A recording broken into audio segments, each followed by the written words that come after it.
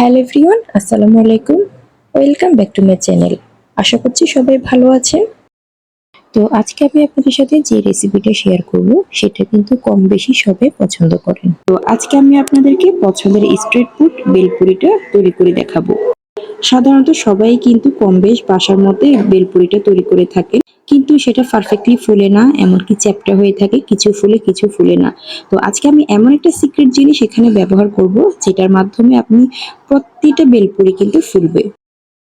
তো এখানে আমি কোনো প্রকার baking powder, baking soda add করব না। শুধুমাত্র একটি সিক্রেট উপাদান দিয়ে আজকে তৈরি করে দেখাবো এরকম ফুলকো এবং মুচমুচে বেলপুরি। তাই ভিডিওটা কোনোভাবে স্কিপ না করে সম্পূর্ণ দেখতে হবে, না হলে কিন্তু মিস হয়ে যাবে। তো শুরুতে আমি ডো তৈরি করে নেব। তো এর জন্য আমি এখানে নিয়ে নিলাম 1.5 কাপ ময়দা। আর এই ময়দাকে একটু ভালো করে আমি চেলে নেব। এটা চেলে নেওয়ার কারণ হচ্ছে ময়দার মধ্যে যে দানা ভাবগুলো থাকবে অথবা পোকা যদি থেকে থাকে সেগুলো তাহলে ফেলে দেওয়া যাবে। তো এই পর্যায়ে আমি দিয়ে দিচ্ছি 1/2 কাপ সুজি। তো এখানে আমি সরাসরি কাঁচা সুজিটাই ব্যবহার করছি, কোনো প্রকার ভাজা সুজি ব্যবহার করছি না। তো এখন আমি এই পর্যায়ে দিয়ে দিচ্ছি 1 কাপ বেসন, আর এটাই হচ্ছে সেই সিক্রেট উপাদানটা। এখানে বেসনটা দিলে আপনার বেলপুরিগুলো একদম ফুলে থাকবে, একটা বেলপুরি কিন্তু কোনোভাবে চ্যাপ্টা থাকবে না। তো ভালোভাবে আমি এটাকেও চেলে নিয়েছি। তো এই পর্যায়ে এখন আমি দিয়ে দিচ্ছি স্বাদ মতন লবণ, অথবা আপনারা 1/2 টেবিল চামচ লবণ দিতে পারেন। আর সেই সাথে পানি দিয়ে একটু একটু করে আমি এখন ডোগুলোকে গুলিয়ে নেব। এখানে আমি নর্মাল পানিটাই ব্যবহার করেছি। আর আমি শক্ত একটি ডো তৈরি করব, তাই অল্প অল্প করে আপনি পানি ঢেলে তারপরে ডো তৈরি করবেন। যদি একসাথে আপনি পানি ঢেলে ডো তৈরি করতে চান সেক্ষেত্রে সেটা নরম হয়ে যাওয়ার সম্ভাবনা থাকে, আর পারফেক্ট খামির তৈরি হবে না। যদি পারফেক্ট একটা ভেলপুরি তৈরি করতে চান তাহলে সর্বপ্রথম আপনাকে পারফেক্ট একটা ডো তৈরি করতে হবে। তো আমার ডোটা কিন্তু মথা হয়ে গিয়েছে। এখন এটাকে আমি কিছুক্ষণের জন্য অথবা আধা ঘন্টার জন্য এটাকে আমি রেস্টে রেখে দেব। তো তার আগে একটা র‍্যাপিং পেপারের মধ্যে ছোট ছোট সাইজের আমি লিচি কেটে নিচ্ছি। এইভাবে করতে না পারলে পরিষ্কার একটা কাপড় দিয়ে আধা ঘন্টার জন্য ডোটাকে রেখে দিয়ে রেস্টে রাখতে পারেন।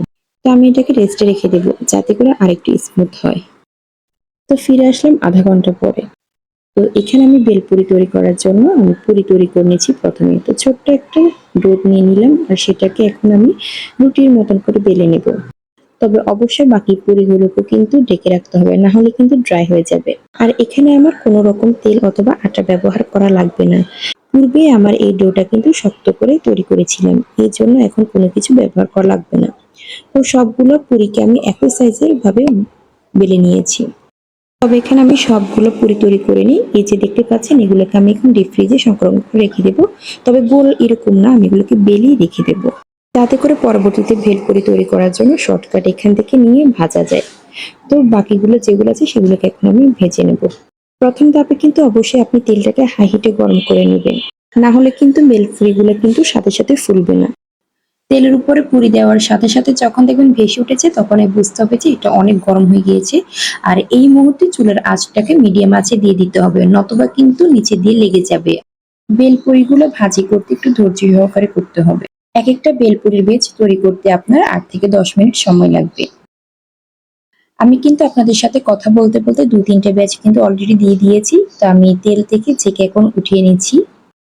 আপনাদেরকে আমি এখন দেখাচ্ছি আমার এটা কতটা মুচমুচে হয়েছে। আপনাদেরকে বোঝানোর সুবিধার্থে একটা বেলপুরি এখন আমি হাতে নিয়েছি। আর নখ দিয়ে দেখুন একটু হালকা প্রেস করলেই কিন্তু এটা ভেঙে যায়। তাহলে বুঝতে পারছেন কতটা মুচমুচে হয়েছে আমার বেলপুরিটা। তো এখন আমি চলে যাব টক বানানোর পদ্ধতিতে। তো টকের প্রিপারেশন করার জন্য সর্বপ্রথম আমার প্রয়োজন তেঁতুল। তো এখানে আমি সবগুলা তেঁতুল নিব না, মেজারমেন্ট কাপের 1/2 কাপের পরিমাণ করে আমি তেঁতুল নিয়ে নিয়েছি। আর এই পর্যায়ে আমি দিয়ে দিচ্ছি মেজারমেন্ট কাপের 1 কাপ পরিমাণ গরম পানি। তেঁতুলের সাথে যখন আপনি গরম পানিটা অ্যাড করবেন দেখবেন খুব তাড়াতাড়ি তেঁতুলের গায়ে থেকে মারটা বের হয়ে এসেছে। তো তেঁতুল এবং গরম পানিকে ভালোভাবে হাতের সাহায্যে কষলিয়ে এখন এখান থেকে আমি মারটা বের করে নিলাম। আর অবশিষ্ট যে আঁশগুলো রয়েছে সেগুলো এখন আমি ফেলে দেব। তো দিয়ে দিচ্ছি 2 টেবিল চামচের মতন করে চিনি। চাইলে আপনারা বাড়িয়ে এবং কমিয়ে নিতে পারেন, যে যেরকম টক পছন্দ করেন। তো চিনিকে মিক্স করার পর এখন এখানে আমি দিয়ে দিচ্ছি চিলি ফ্লেক্স। তো এটা দিচ্ছি আমি 1 টেবিল চামচ। এখানে সবগুলো মেজারমেন্ট আপনাদের পছন্দ অনুসারে কম বেশি দিতে পারবেন। তো সেই সাথে এখন আমি দিয়ে দিচ্ছি পরিমাণ মতন লবণ। তো লবণ দিয়ে দেওয়ার পর এখন একটা চামচের সাহায্যে আমি খুব ভালোভাবে এটাকে মিক্স করে নেব। আর তৈরি হয়ে গিয়েছে আমার একটা পারফেক্ট টক।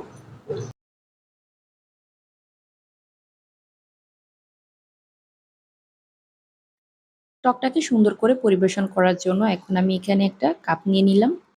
কাপের সাইড দিয়ে যে টক একটু পড়ে গিয়েছে সেটাকে আপনারা অ্যাভয়েড করে নেবেন। বেলপুরির ভিতরে পুর অথবা আলুর ভর্তা তৈরি করার জন্য এখানে আমি কয়টা সেদ্ধ আলু নিয়ে নিয়েছি, আর এগুলোকে এখন আমি মেশ করে নিয়ে নেব। খুব ভালো করে মেশ করে নেওয়ার পর এখন এখানে আমি কিছু জিনিস অ্যাড করব। 1 টেবিল চামচের মতন করে পেঁয়াজের কুচি দিয়ে দিচ্ছি, চাইলে আপনারা আরেকটু বাড়িয়ে নিতেও পারেন। সে সাথে দিয়ে দিচ্ছি 1 চামচের মতন শুকনো মরিচের গুঁড়ো অর্থাৎ চিলি ফ্লেক্স। দিয়ে দিচ্ছি ধনেপাতা কুচি পরিমাণ মতন, আর একটু দিয়ে দিচ্ছি সরিষার তেল 1 টেবিল চামচ। তো সবগুলোকে হাতের সাহায্যে খুব ভালোভাবে আমি এখন মিশিয়ে নিচ্ছি। ভর্তা যত বেশি মাখবেন দেখবেন তত বেশি খেতে ভালো লাগবে। এ পর্যায়ে দিয়ে দিচ্ছি ছোলা। তো এখানে আমি 3 টেবিল চামচ ছোলা দিয়ে দিয়েছি, তবে এখানে সিদ্ধ ছোলা নয়, সারা রাত ভিজিয়ে রাখার পর এখন দিয়ে দিলাম এখানে। সাধারণত বুট ভাজার সময় আমরা যে ছোলাগুলো ভিজিয়ে রাখি এটা হচ্ছে সেই ছোলাগুলো। তো হাতের সাহায্যে ভালোভাবে এটাকে আমি মিক্স করে নিয়েছি। এখন এখানে দিয়ে দিচ্ছি পরিমাণ মতন লবণ। লবণটাকে এখন আমি মেখে নিচ্ছি হাতের সাহায্যে। তো সবগুলো মসলা এখানে দিয়ে দেওয়া হয়েছে, আর অবশিষ্ট কিছুই নেই। এ হচ্ছে আমার পারফেক্ট তৈরি করা ভিতরের পুর অথবা আলু ভর্তা। তো এখন আমি সোজা চলে যাব বেলপুরির মধ্যে। তো এটা হচ্ছে আমার ফাইনালি এখন পরিবেশন করা।